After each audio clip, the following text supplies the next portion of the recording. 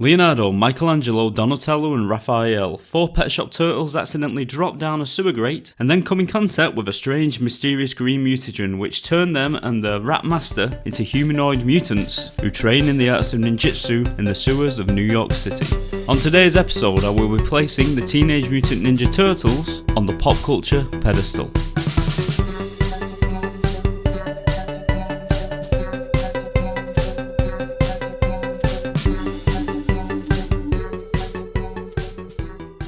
One night in November 1983, 2 aspiring comic book creators, Kevin Eastman and Peter Laird, sat at home watching television. Now, as Peter watched his television programs, Kevin was busy doodling. What he didn't realise is that he was about to doodle something that would change his life forever. Now, Kevin finished his doodle and handed the drawing over to his friend Peter. Kevin drew a picture of a humanoid turtle standing on its hind legs, with a bandana mask over his eyes and 2 nunchucks strapped to his forearms. Unknown to Kevin at this time, he had just created Michelangelo. Now, Kevin told Peter that it was a Ninja Turtle. Peter instantly grabbed another piece of paper and pencil and drew his own version of Kevin's strange creation by just tweaking a few things, changing a few things here and there. Now, I think they must have known that they were onto something unique, as Kevin drew another picture, but this time he drew not 1, but 4 different turtles. And a way to distinguish in between them was that he gave them all their own different set of weapons. One had nunchucks, one had 2 sais, another had a bow staff, and the last one had 2 swords. Now, when Kevin had finished his drawing, he decided to give the picture a title, and he started to write The Ninja Turtles. And Peter looked at the title and suggested that they add The Teenage Mutant in front of Ninja Turtles. And so, on that night of November 1983, the Teenage Mutant Ninja Turtles were born. Now, Peter and Kevin realised that they had just created 4 very interesting, unique, strange characters. And they also realised that they had the great base idea for a comic book, although at the same time, they had to laugh at how ridiculous the idea was. So they continued for the next few months, creating the very first Ninja Turtle comic book. Kevin and Peter used this time to try and think of an interesting story for the comic book and trying to think up some other interesting characters for the comic book which were just as quirky and would fit into the world of the Teenage Mutant Ninja Turtles. Now, when it came to the actual drawing of the comic book, Peter and Kevin both included their own work to each panel they drew, and then Peter would then go on to ink the pencil work. And eventually the comic book was finished. Now was the time to try and get it published. Now, after scraping together what money they could, which included their own savings and money borrowed from Kevin's uncle, they managed to get 3,000 copies of the comic book printed. And on May 1984, under the name Mirage Studios, which funnily enough is the business name they came up with due to the actual lack of an actual studio, because in reality their studio was actually their house. And as I said, in May 1984, the very first issue of the Teenage Mutant Ninja Turtles hit the shelves. And Peter nor Kevin were prepared for what happened next, because the comic book was a massive, massive hit. Even though they'd only printed 3,000 copies, every single copy sold out everywhere. It was a really, really successful first comic book.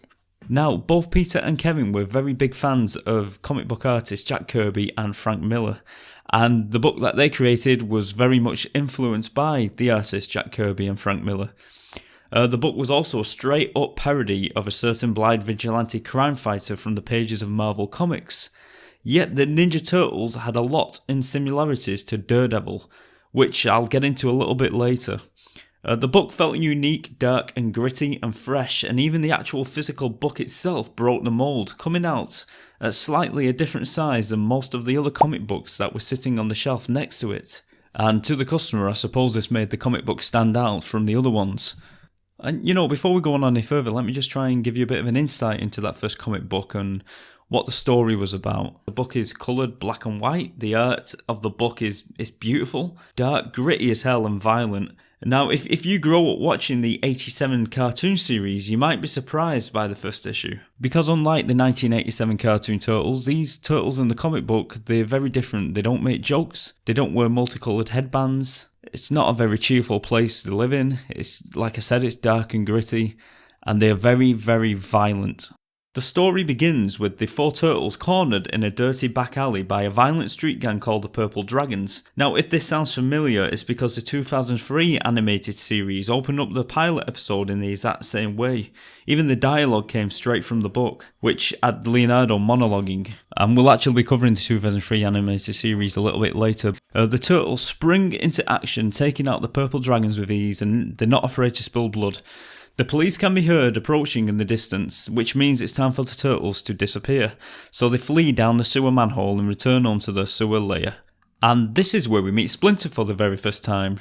Splinter goes on to congratulate them on their first fight, and informs them that they are now ready for the very first mission, which is connected to the origin story, which Splinter now tells them for the very first time. Splinter sits all the turtles down and he tells the four turtles how he was once the pet rat of his master Hamato Yoshi, the greatest shadow warrior of the Foot Clan, which operated in Japan. Splinter then goes on to tell the turtles that whilst Hamato Yoshi practiced his martial arts, Splinter mimicked his movements from his cage. Now, I've never really liked this version of Splinter. I prefer it when Splinter was a man and gets turned into a rat, rather than him being a rat who gets turned into like a humanoid rat. Splinter's master was in a relationship with a woman named Tang Shen, but unfortunately, so was a fellow Foot Clan member named Oroko Nagi, who also wanted Tang Shen for himself and became insanely jealous. Tang Shen was not interested in Oroko Nagi, she was in love with Hamato Yoshi, and this drove Nagi crazy. Nagi visited Tang Shen when she was home alone and demanded her love, but of course she refused.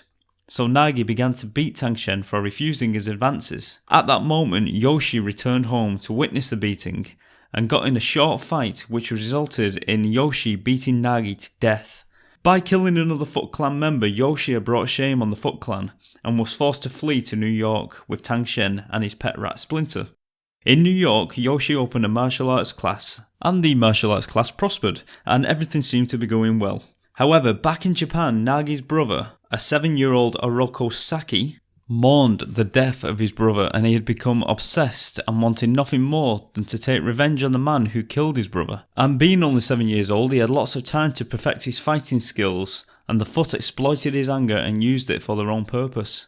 Saki was given the task of bringing the Foot Clan over to New York when he turned 18 years of age, and Saki found this perfect for setting up his own criminal organisations and taking his revenge on Yoshi. Saki, now going by the name of the Shredder, and wore an outfit which consisted of a cape, metal helmet and face guard, with blades all over his arms and shoulders and legs, making him a lethal opponent. It didn't take long before Shredder discovered where Yoshi and Tang Shen lived. Shredder murdered Tang Shen while she was home alone, and then simply waited for Yoshi to return. Yoshi eventually arrived home to be greeted by the dead body of Tang Shen, and this is when Shredder attacked Yoshi whilst he was distracted and killed him with his blades. In the attack, Splinter's cage was knocked over and smashed, and Splinter was free, but forced to feed on the garbage in the streets and fight off stray cats. One day while Splinter searched the streets for food, he witnessed an accident. An old blind man was crossing the street and was nearly ran over by an out-of-control truck. But at the last moment, a young man leaped into the road and saved the blind man. The truck came to a sudden stop and a strange canister went flying from the truck, and it struck the young man and then bounced a few more times before colliding with a young boy who was carrying a glass bowl of baby turtles. The bowl shattered and the canister and the baby turtles all fell down the open manhole culvert into the sewers. Splinter followed and found the 4 baby turtles covered in the contents of the canister, a strange glowing ooze. Splinter gathered the turtles into an old coffee can and took them back to his burrow, himself now also covered in the ooze. Splinter started to notice that as time passed, they were all growing in size and intellect, and they all began to speak and stand up on their hind legs. And this included Splinter too, who was also mutating. Splinter decided to teach the 4 turtles the art of ninjutsu, which he had learned from his owner, Yoshi. Splinter then went on to name all of the turtles from an old book on Renaissance art that he found in a storm drain: Leonardo, Michelangelo, Donatello and Raphael. Raphael is then sent out to deliver a message to Shredder.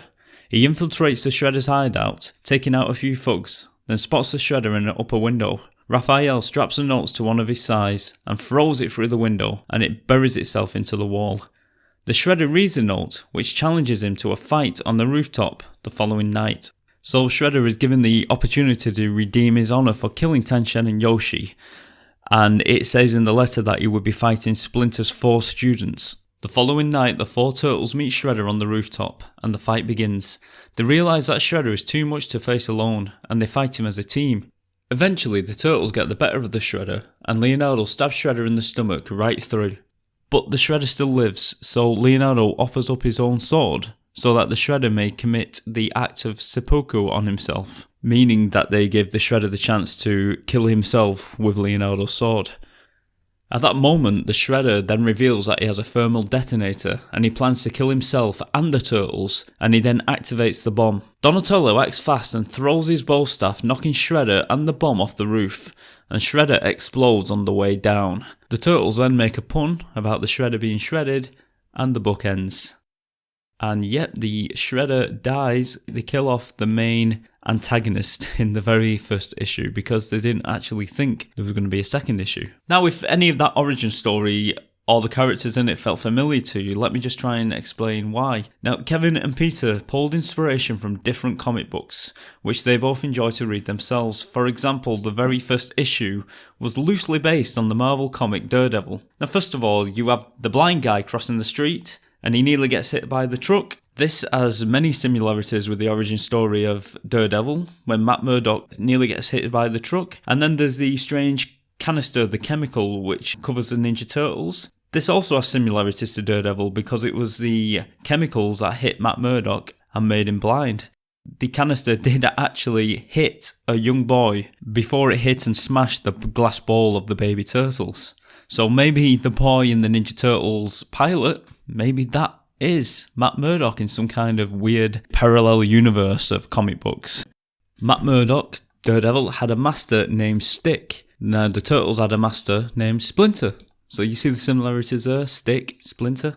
And then you had the Ninja Foot Clan in the Turtles, and in Daredevil comics you had the ninja clan called the Hand. So you have the foot, you have the hand. But Daredevil wasn't the only comic book that they drew inspiration from. As I mentioned before, Frank Miller was a big inspiration. Also, especially his comic book, Ronin, as well as X-Men, Teen Titans, and another comic book called Cerebus, or Cerebus, I'm not sure if I'm pronouncing that right. This comic book featured a humanoid aardvark character.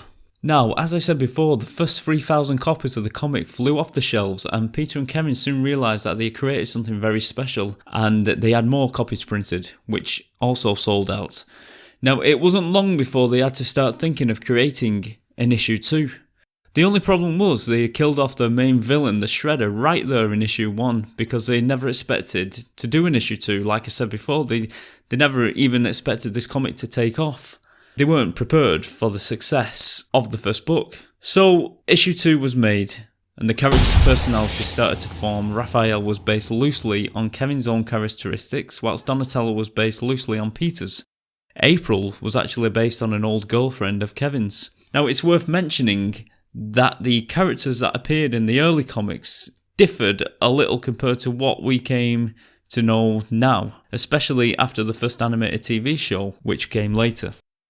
The pre-orders for issue 2 came to 15,000 copies, and Kevin and Peter realised that they had made a profit of $4,000, $2,000 each. They realised that they could easily make a living making these comic books, but more characters were needed, like April O'Neil, the female lab assistant of Baxter Stockman, another main character that was introduced, who was like a mad scientist. April is saved by the turtles from Baxter's robot mouses, and they became friends. Casey Jones, who was introduced as a crazy vigilante who wore a hockey mask and carried multiple sporting goods as weapons. Now, it wasn't long before Kevin and Peter realised that they needed to expand Mirage Studios and take on some extra members of staff to help them produce the comics. And so that's just what they did. And they actually used a lot of the characteristics from the staff members and incorporated it into the characters in the comic book, just like they did with themselves, with Raphael being like Kevin and Peter being a little bit like Donatello.